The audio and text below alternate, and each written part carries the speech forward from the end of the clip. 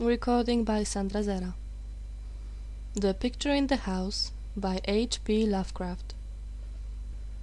Searchers after horror haunt strange, far places.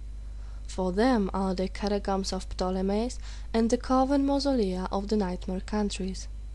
They climb to the moonlit towers of ruined Rhine castles, and falter down the black cobwebbed steps beneath the scattered stones of forgotten cities in Asia. The haunted wood and the desolate mountain are their shrines, and they linger around the sinister monoliths on uninhabited islands. But the true epicure in the terrible, to whom a new thrill of an unutterable ghastliness is the chief end and justification of existence, esteems most of all the ancient lonely farmhouses of backwoods New England. For there the dark elements of strength, solitude, grotesqueness, and ignorance combine to form the perfection of the hideous.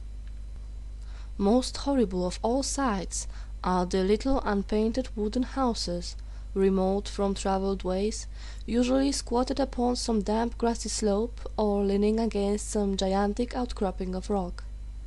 200 years and more they have leaned or squatted there, while the vines have crawled and the trees have swelled and spread. They are almost hidden now, in lawless luxuriances of green and guardian shrouds of shadow.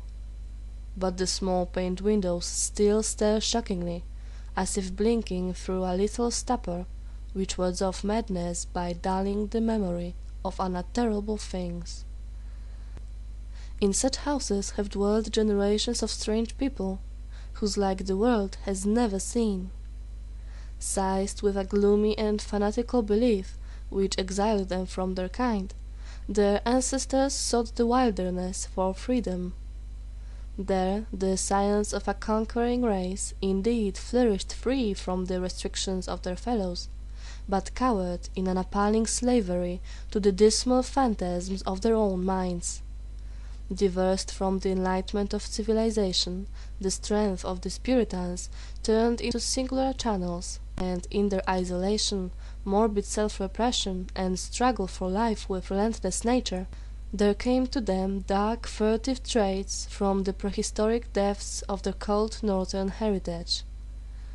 By necessity practical, and by philosophy stern, these folks were not beautiful in their sins. Erring, as all mortals must, they were forced by their rigid code to seek concealment above all else, so that they came to use less and less taste in what they concealed.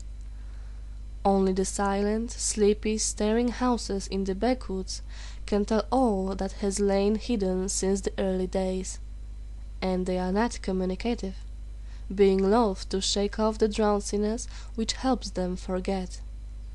Sometimes one feels that it would be merciful to tear down these houses, for they must often dream. It was to a time-battered edifice of this description that I was driven one afternoon in November 1896 by a rain of such chilling copiousness that any shelter was preferable to exposure. I had been travelling for some time amongst the people of the Miskatonic Valley in quest of certain genealogical data, and from the remote, devious, and problematical nature of my course, had deemed it convenient to employ a bicycle, despite the lateness of the season. Now I found myself upon an apparently abandoned road, which I had chosen as the shortest cut to Arkham, overtaken by the storm at a point far from any town, and confronted with no refuge save the antique and repellent wooden building which blinked with blurred windows from between two huge leafless elms, near the foot of a rocky hill. Distant though it is from the remnant of a road, this house none the less impressed me unfavourably the very moment I espied it. Honest, wholesome structures do not stare at travellers so slyly and hauntingly, and in my genealogical researches I had encountered legends of a century before which biased me against places of this kind. Yet the force of the elements was such as to overcome my scruples, and I did not hesitate to wheel my machine up the weedy rise to to the closed door, which seemed at once so suggestive and secretive. I had somehow taken it for granted that the house was abandoned, yet as I approached it I was not so sure, for though the walks were indeed overgrown with weeds, they seemed to retain their nature a little too well to argue complete desertion. Therefore, instead of trying the door, I knocked, feeling as I did so a trepidation I could scarcely explain.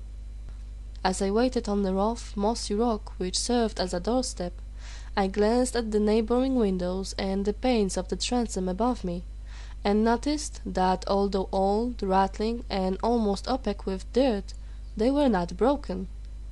The building then must still be inhabited, despite its isolation and general neglect. However, my rapping evoked no response, so after repeating the summons, I tried the rusty latch and found the door unfastened. Inside was a little vestibule, with walls from which the plaster was falling, and through the doorway came a faint but peculiarly hateful odor. I entered, carrying my bicycle, and closed the door behind me. Ahead rose a narrow staircase, flanked by a small door, probably leading to a cellar, while to the left and right were closed doors leading to rooms on the ground floor. Leaning my cycle against the wall, I opened the door at the left and crossed into a small, low-ceiled chamber, but dimly lighted by its two dusty windows, and furnished in the barest and most primitive possible way. It appeared to be a kind of sitting-room, for it had a table and several chairs, and an immense fireplace, above which ticked an antique clock on the mantel. Books and papers were very few, and in the prevailing gloom I could not readily discern the titles. What interested me was the uniform air of archaism as displayed in every visible detail. Most of the houses in this region I had found rich in relics of the past, but here the antiquity was curiously complete, for in all the room I could not discover a single article of definitely post-revolutionary date. Had the furnishings been less humble, the place would have been a collector's paradise. As I surveyed this quiet apartment, I felt an increase in that aversion first excited by the bleak exterior of the house. Just what it was that I feared or loathed, I could by no means define, but something in the whole atmosphere seemed redolent of unhallowed age, of unpleasant crudeness, and of secrets which should be forgotten. I felt disinclined to sit down, and wandered about, examining the various articles which I had noticed. The first object of my curiosity was a book of medium size, lying upon the table, and presenting such an antediluvian aspect that I marvelled at beholding it outside a museum or library. It was bound in leather with metal fittings, and was in an excellent state of preservation, being altogether an unusual sort of volume to encounter in an abode so lowly. When I opened it to the title page, my wonder grew even greater, for it proved to be nothing less rare than Pigafette's account of the Congo region, written in Latin from the notes of the sailor Lopex, and printed at Frankfurt in 1598. I had often heard of this work, with its curious illustrations by the brothers de Bry, hence for a moment forgot my uneasiness in my desire to turn the pages before me. The engravings were indeed interesting, drawn wholly from imagination and careless descriptions, and represented Negroes with white skins and Caucasian features. Nor would I soon have closed the book had not an exceedingly trivial circumstance upset my tired nerves and revived my sensation of disquiet. What annoyed me was merely the persistent way in which the volume tended to fall open of itself at plate 12, which represented in gruesome detail a butcher's shop of the cannibal antiques. I experienced some shame at my susceptibility to so slight a thing, but the drawing nevertheless disturbed me, especially in connection with some adjacent passages descriptive on antiques gastronomy. I had turned to a neighboring shelf and was examining its meager literary contents: an 18th century Bible, a Pilgrim's Progress of like period, illustrated with grotesque woodcuts and printed by the almanac maker Isaiah Thomas, the rotting bulk of Cotton Mather's Magnalia Christi Americana, and a few other books of evidently equal age, when my attention was aroused by the unmistakable sound of walking in the room overhead. At first astonished and startled, considering the lack of response to my recent knocking at the door, I immediately afterward concluded that the walker had just awakened from a sound sleep, and listened with less surprise as the footsteps sounded on the creaking stairs. The tread was heavy, yet seemed to contain a curious quality of consciousness, a quality which I disliked the more because the tread was heavy. When I had entered the room I had shut the door behind me. Now, after a moment of silence, during which the walker may have been inspecting my bicycle in the hall, I heard a fumbling at the latch and saw the panelled portal swing open again. In the doorway stood a person of such singular appearance that I should have exclaimed aloud but for the restraints of good breeding. Old, white-bearded, and ragged, my host possessed a countenance and physique which inspired equal wonder and respect. His height could not have been less than 6 feet, and despite a general air of age and poverty, he was stout and powerful in proportion. His face, almost hidden by a long beard which grew high on the cheeks, seemed abnormally ruddy and less wrinkled than one might expect, while over a high forehead fell a shock of white hair little thinned by the years. His blue eyes, though a trifle bloodshot, seemed inexplicably keen and burning. But for his horrible unkemptness, the man would have been as distinguished-looking as he was impressive. This unkemptness, however, made him offensive despite his face and figure. Of what his clothing consisted I could hardly tell, for it seemed to me no more than a mass of tatters surmounting a pair of high, heavy boots, and his lack of cleanliness surpassed description. The appearance of this man, and the instinctive fear he inspired, prepared me for something like enmity, so that I almost shuddered through surprise and a sense of uncanny incongruity, when he motioned me to a chair and addressed me in a thin, weak voice full of fawning respect and ingratiating hospitality. His speech was very curious, an extreme form of Yankee dialect I had thought long extinct, and I studied it closely as he sat down opposite me for conversation.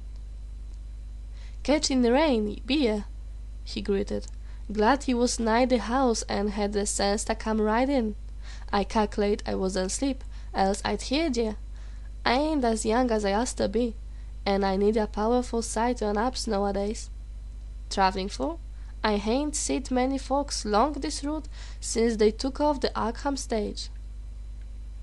I replied that I was going to Arkham, and apologized for my rude entry into his domicile, whereupon he continued, "Glad to see ye, young sir.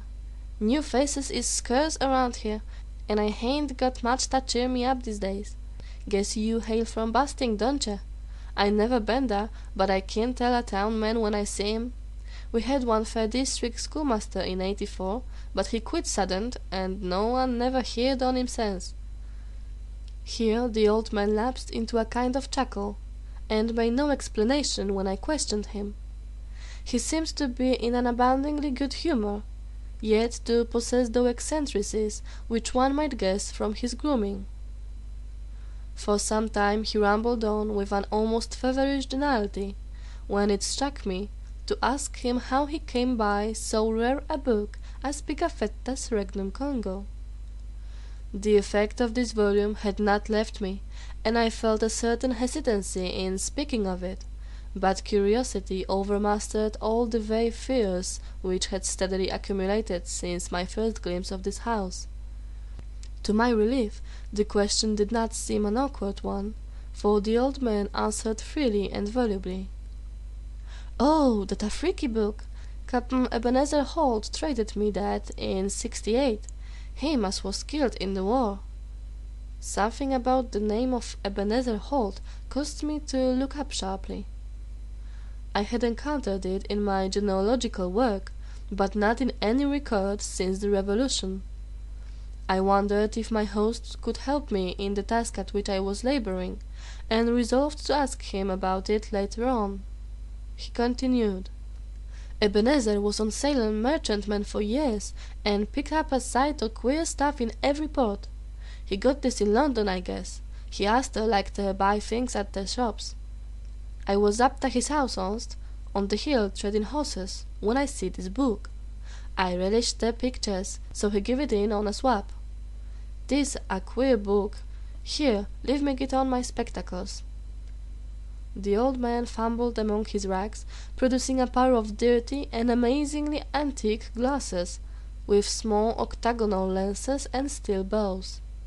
Donning these, he reached for the volume on the table and turned the pages lovingly. Ebenezer could read a little of this Latin, but I can't. I had 2 or 3 schoolmasters read me a bit, and Parson Clark, him, they said, got drowned in the pond. Can you make anything out in it? I told him that I could, and translated for his benefit a paragraph near the beginning. If I erred, he was not scholar enough to correct me, for he seemed childishly pleased at my English version. His proximity was becoming rather obnoxious, yet I saw no way to escape without offending him. I was amused at the childish fondness of this ignorant old man for the pictures in a book he could not read, and wondered how much better he could read the few books in English which adorned the room. This revelation of simplicity removed much of the ill-defined apprehension I had felt, and I smiled as my host rambled on. Queer how pictures can set a body thinking. Take this one here near the front. Hey, you ever see trees like that, with big leaves a-flopping over and down? And them men, them can't be niggers, they do beat all. Kinder like Injuns, I guess, even if they be in Africa.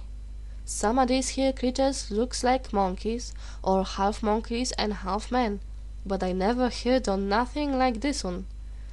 Here he pointed to a fabulous creature of the artist, which one might describe as a sort of dragon with the head of an alligator. But now I'll show you the best one, over here nigh the middle. The old man's speech grew a trifle thicker, and his eyes assumed a brighter glow, but his fumbling hands, though seemingly clumsier than before, were entirely adequate to their mission. The book fell open, almost of its own accord, and as if from frequent consultation at this place, to the repellent 12th plate showing a butcher's shop amongst the antique cannibals. My sense of restlessness returned, though I did not exhibit it. The especially bizarre thing was that the artist had made his Africans look like white men. The limbs and quarters hanging about the walls of the shop were ghastly, while the butcher with his axe was hideously incongruous. But my host seemed to relish the view as much as I disliked it. "What d'ye think o' this? Ain't never seen the like hereabouts, eh? When I see this, I telled Ephold that's something to stir ye up and make yer blood tickle. When I read the scripture about slaying, like the Midianites was slew, I kinder think things, but I ain't got no picture of it. Here a body can see all there is to see. I s'pose 'tis sinful, but ain't we all born and living in sin? That feller being chopped up gives me a tickle every time I look at him. I hate I keep looking at him, see where the butcher cut off his feet, toss his head on that bench with one arm side of it, and t'other arms on the other side o' the mid-block." As the man mumbled on in his shocking ecstasy, the expression on his hairy, spectacled face became indescribable, but his voice sank rather than mounted. My own sensations can scarcely be recorded. All the terror I had dimly felt before rushed upon me actively and vividly, and I knew that I loathed the ancient and abhorrent creature so near me with an infinite intensity. His madness, or at least his partial perversion, seemed beyond dispute. He was almost whispering now, with a huskiness more terrible than a scream, and I trembled as I listened.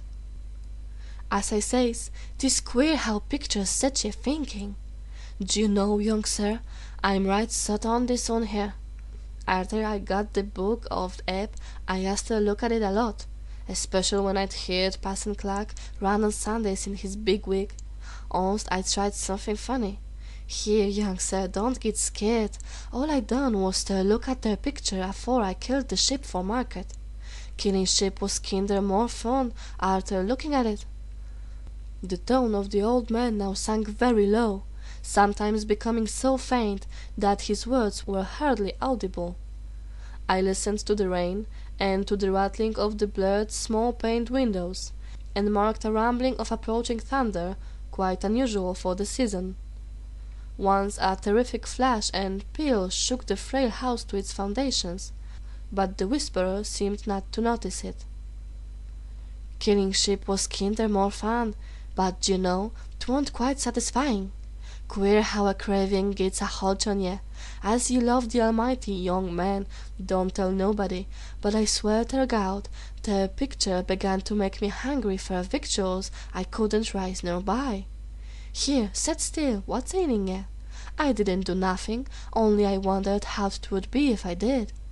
They say meat makes blood and flesh and gives ye new life, so I wondered if 'twouldn't make a man live longer and longer if 'twas more the same." But the whisperer never continued.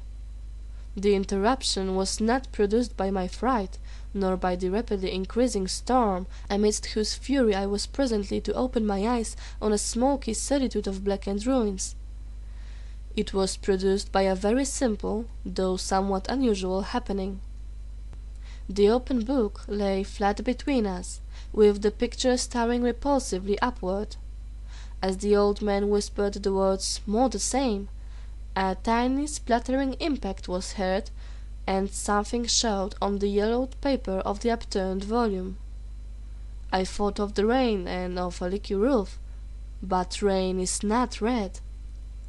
On the butcher's shop of the antique cannibals, a small red sputtering glistened picturesquely, lending vividness to the horror of the engraving.